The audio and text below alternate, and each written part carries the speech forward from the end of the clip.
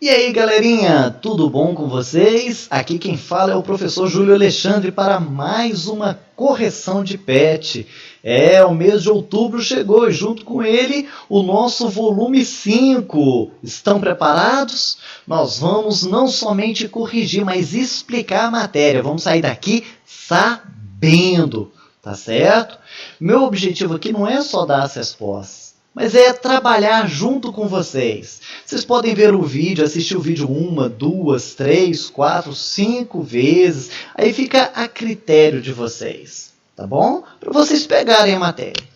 O que vocês não podem deixar de fazer de maneira nenhuma é não se inscrever no canal, é não compartilhar e não comentar. Vamos lá, gente, se inscreva no canal. Isso nos ajuda a manter as nossas publicações, porque aí nós estamos vendo, está sendo útil, a galera está realmente aproveitando. Muitas vezes temos visto visualizações sem inscrições. Vamos mudar essa realidade? Então se inscreva no nosso canal. Ajuda outros colegas da sua sala e de outras salas, porque nós temos correções do 6º, do 7º, do 8º, do 9º ano. Beleza? Tranquilo? Já se inscreveu? Clica lá naquele sininho também, porque assim que chegar a correção da semana 2, da semana 3, da semana 4, você já tem aí, ó, alô, o tio já deu explicação de outra matéria, você não precisa nem ficar mais procurando, já vem aí, ó, prontinho, mastigadinho. Certo? Então, vamos então para a nossa aula. Olha só, já atendendo o pedido de vocês, eu mudei um pouco a minha dinâmica. Eu fui copiando os trechinhos do nosso PET, passando para um outro programa. Com qual razão? Para que a letra fique maior, para que você possa entender melhor. Alguém pediu lá no comentário e eu atendi. É por isso que eu falo, comentem, porque eu leio o comentário e eu respondo, tá certo? Nossa interação, coloca suas dúvidas, coloca sua participação. Nós já tivemos, por exemplo, alunos nos ajudando com respostas. Teve uma cruzadinha lá que eu não consegui achar todas as palavras, não. Aí um colega virou e falou assim, tio, achei. Que legal. Pois bem, nós já estudamos sobre textos dramáticos. Lembra do Alto da Compadecida? Você chegou a assistir o filme? Muito engraçado, não é verdade? Nós vamos falar novamente sobre textos dramáticos. Ou textos teatrais. Por que eles têm esse nome? É porque o texto ele tem drama e a gente chora. Ai, que drama. Não é nada disso. Texto dramático tem esse nome porque são textos que foram produzidos para serem dramatizados, ou seja, representados, encenados, e eles podem ser escritos em poesia ou em prosa. São então o quê? Peças de teatro. E quem escreve as peças de teatro são conhecidos como dramaturgos e são dirigidos então pelos produtores teatrais. E em sua maioria, esses textos teatrais ou dramáticos, eles são do tipo textual narrativo. Tem uma história sendo contada. Beleza? O texto teatral ele apresenta um enredo, que é uma história, personagens, o tempo, o espaço. Pode ser dividido em atos ou cenas, cena 1, cena 2, ato 1, ato 2, que representam os diversos momentos de ação. Por exemplo, cena 1. A cena 1 ela é feita numa igreja, então aparece aquele cenário da igreja. A cena 2 vai ser feita lá na casa do Joãozinho, aí costuma às vezes fechar a cortina, mudar rapidamente o cenário para abrir, já está lá na casa do Joãozinho. Por isso que às vezes os textos teatrais eles são divididos em cenas. Ou até mudança do próprio personagem. Às vezes a cena 1 vai ser 2 homens, a cena 2 vai ser um homem e 2 mulheres conversando, a cena 3 vai ser um policial interrogando um suspeito, e assim por diante. Vamos ver aqui um texto que nós temos, é apenas um exemplo de um texto dramático. não é o texto completo, é só um trecho, que é a cena 4, o Judas em sábado de aleluia. Faustino. Não, eu vou fazer o seguinte, eu não vou ler o nome das personagens, nós temos ali o texto principal e o texto secundário. As falas fazem parte do texto principal. O nome dos personagens que indica quem está falando faz parte do texto secundário. Eu não vou ler, porque senão vai ficar um texto muito cansativo. Até porque nas encenações você não fala o nome da pessoa, por exemplo, Faustino, Maricota. Não, você só fala o que está sendo ali indicado para que o personagem ou a personagem fale. Então vou ler só o texto principal. Maricota. Fui bem desgraçada em dar meu coração a um ingrato. Maricota. Se eu pudesse arrancar do peito essa paixão, Maricota, eis-me a teus pés. Deixe-me. Queres que eu morra a teus pés? Opa, quem será? Dá licença. É o capitão Ambrósio. Vá-se embora, vá-se embora. Então, o que é isto? Deixou-me? Foi-se? E esta? Que farei? Não sei onde esconder-me.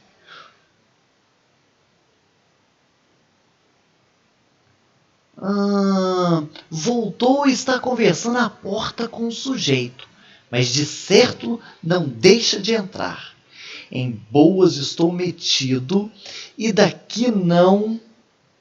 O que me pilhar tem talento, porque mais tenho eu.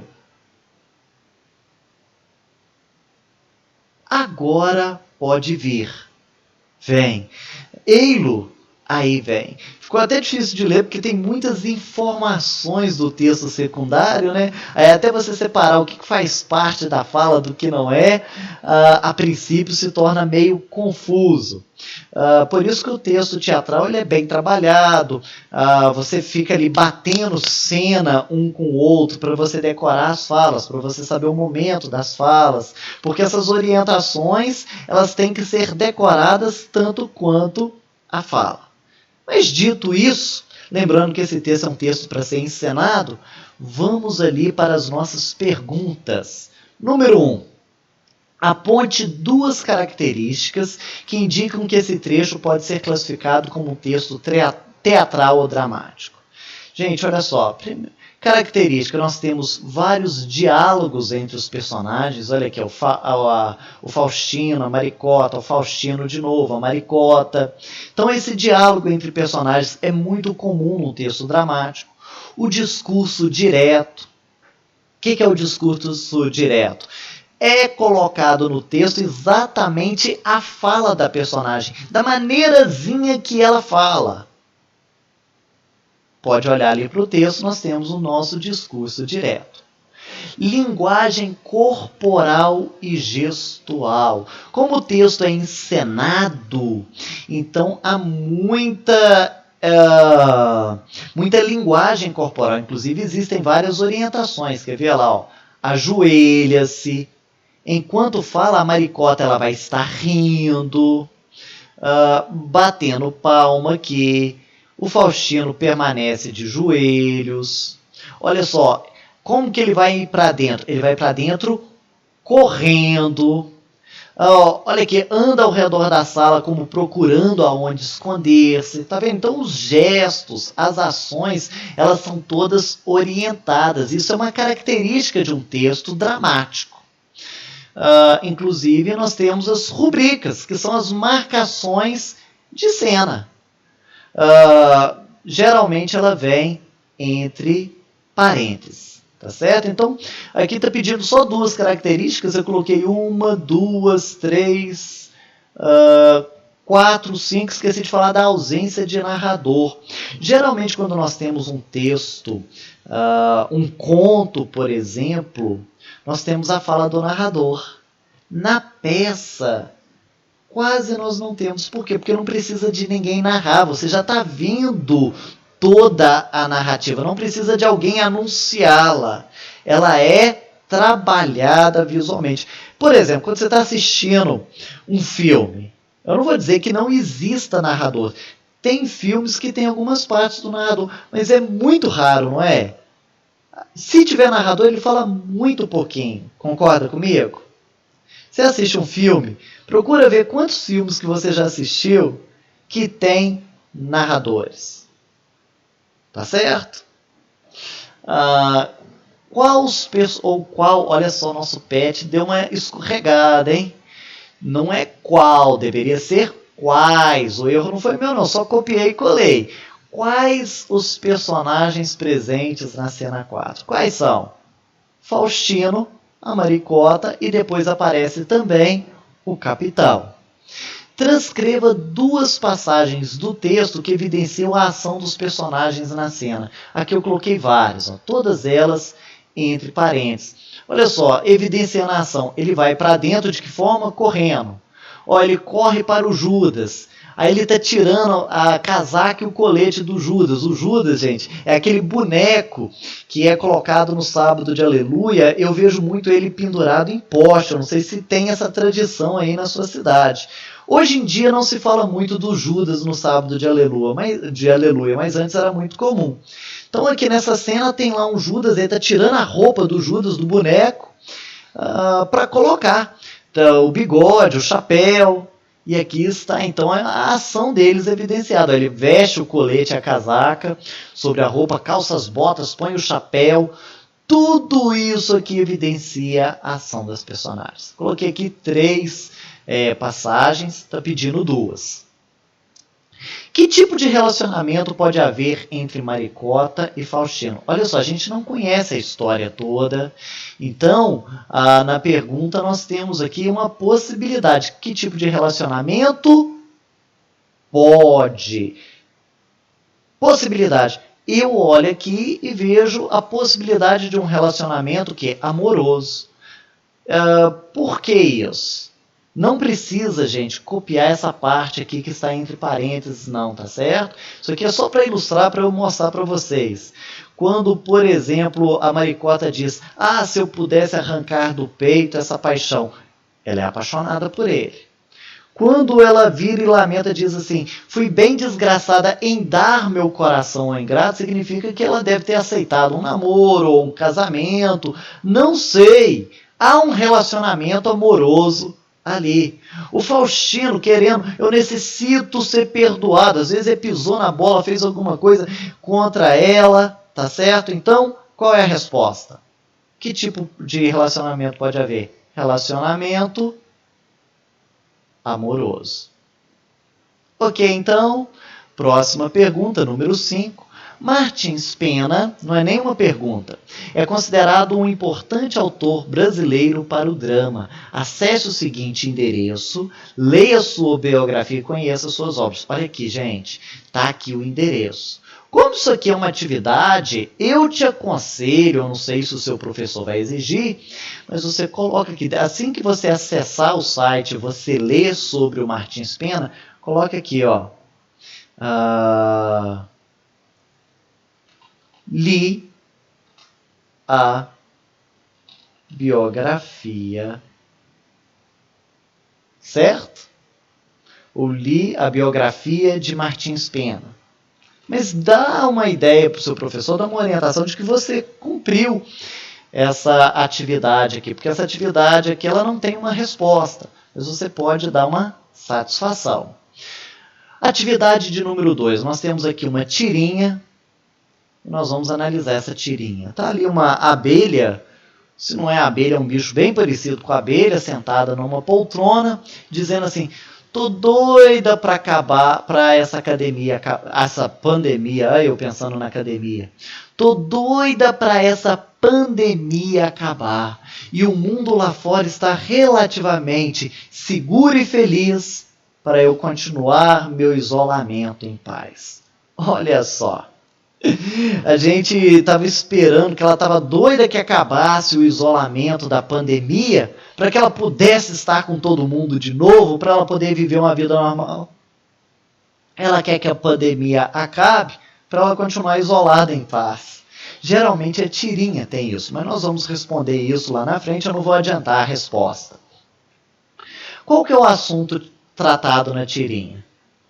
É o isolamento social na pandemia, tá certo? É disso que a Belinha está falando ali. A questão do isolamento social que aconteceu por conta dessa pandemia. 2. Onde está o humor dessa tirinha? Quando que chega o humor? É quando a gente lê esse último quadrinho, não é? Que aí a gente fica surpreendido, porque a gente estava esperando uma coisa e dali a pouco aquilo que a gente espera acontece de uma outra forma. Isso é que traz humor. Então, qual é a resposta? Geralmente, o humor se encontra no último quadro, onde há uma quebra de expectativa. Você está esperando uma coisa e acontece outra. A personagem nos surpreende ao dizer que deseja o fim do isolamento para que ela possa ficar isolada. Não quebrou a expectativa? É aí que está o humor. Número 3. Você se identifica com a personagem? Como se sente em relação à pandemia, meus amigos? Essa resposta ela é pessoal. Estou dando a minha resposta. Se você concordar comigo, se identificar com a minha resposta, você pode aproveitá-la. O que eu coloquei? Eu me identifico com a personagem no desejo de ver a pandemia acabar. Nisso aí nós estamos pensando iguaizinhos. No primeiro quadro e no segundo quadro eu estou assim, isso, eu me identifico com você. Mas quando chega no último quadrinho, aí acabou a identificação. Então eu vou colocar assim, eu identifico-me no desejo de ver a pandemia acabar. Mas para conviver, relacionar com as pessoas novamente sem o risco do contágio. Então, eu estou falando que eu me identifico em parte, tá certo? E a segunda pergunta, como se sente em relação à pandemia? Sinto-me um pouco frustrado e cansado. É a sensação que eu tenho. É frustrante você ficar em casa, você às vezes não vê tantas pessoas queridas, amadas.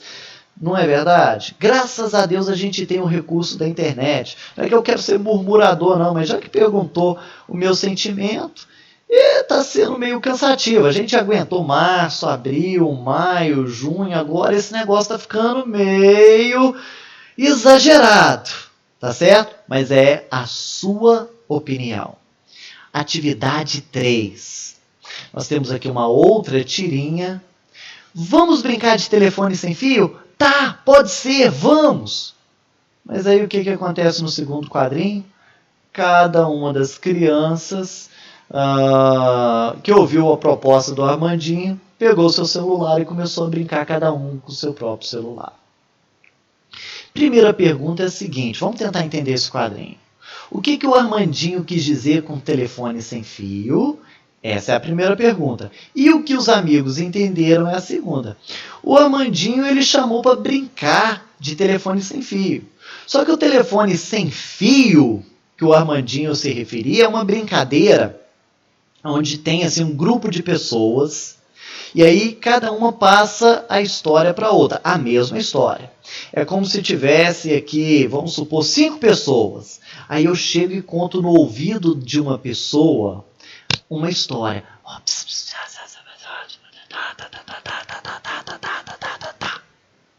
Essa pessoa que ouviu a minha história, ela tem que contar a mesma história no ouvido da outra. E assim conta no ouvido da outra, até que todo mundo tenha ouvido a história. A última pessoa que ouve a história, ela então vai contar para todo mundo. E o engraçado da brincadeira do telefone sem fio, você já deve ter brincado, acredito eu, mas se você ainda não brincou, a graça da brincadeira é que sempre a história que começa não é a que termina. Porque a gente acaba sem querer aumentando um ponto, omitindo outros, e a história sempre fica diferente. Brinquem de telefone sem fio, é muito divertido.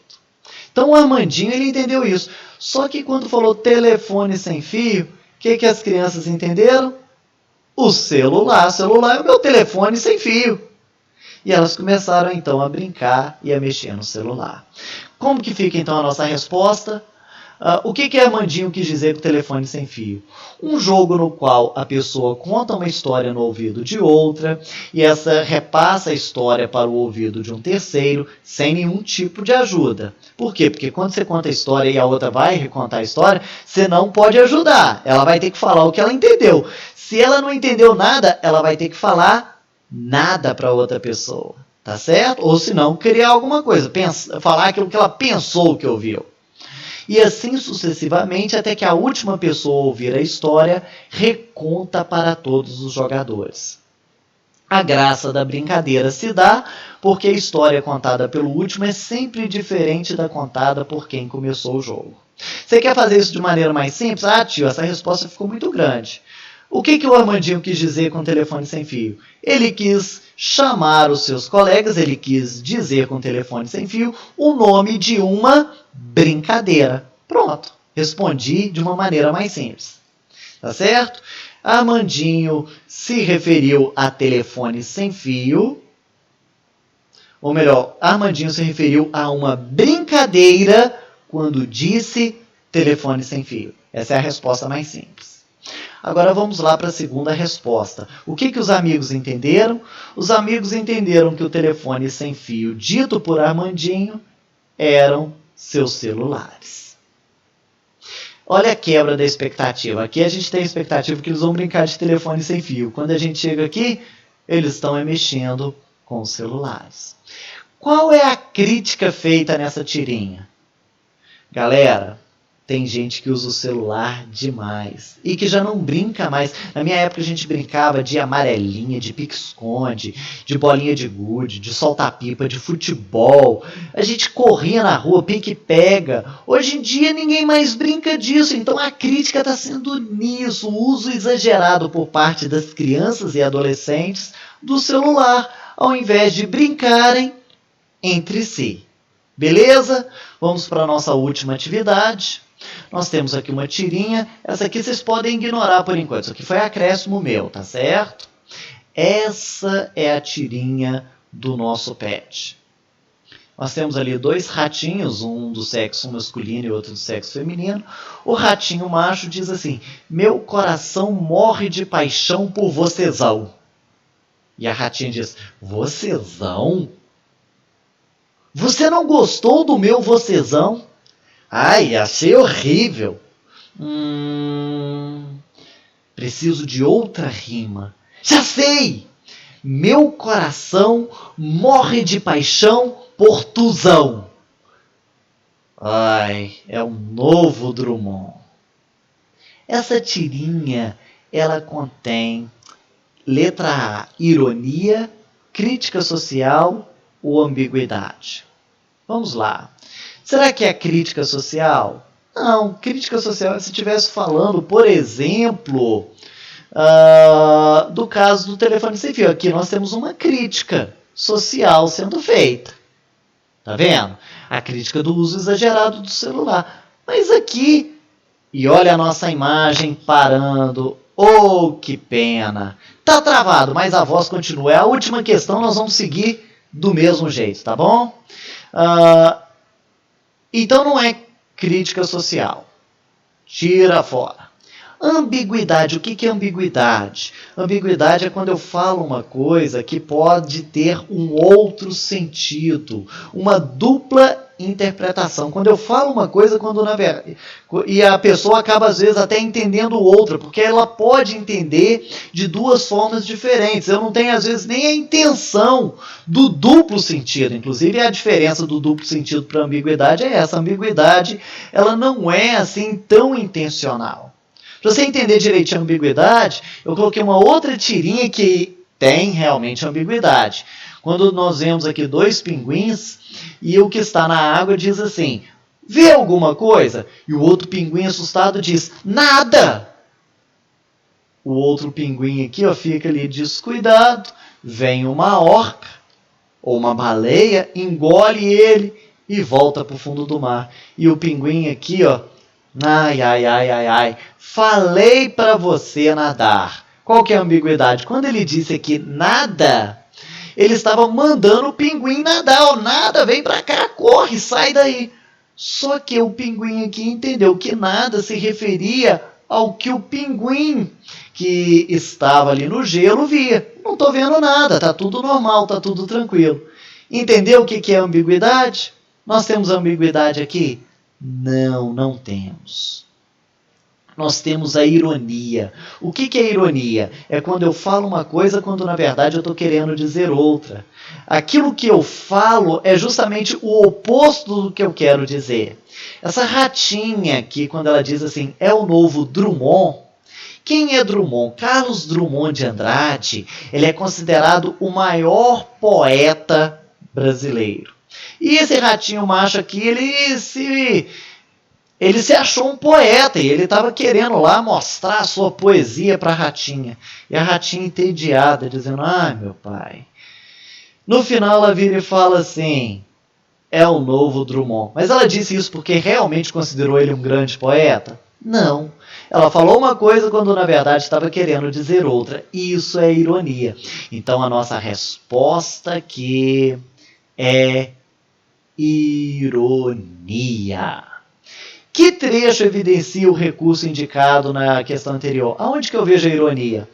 Quando ela diz aqui, é o novo Drummond. Ela está sendo irônica, é lógico que ele está muito longe de ser um grande poeta. É isso aí, a imagem congelou, mas a fala continuou, a explicação veio, a correção também. Até a próxima. Boa sorte, galera!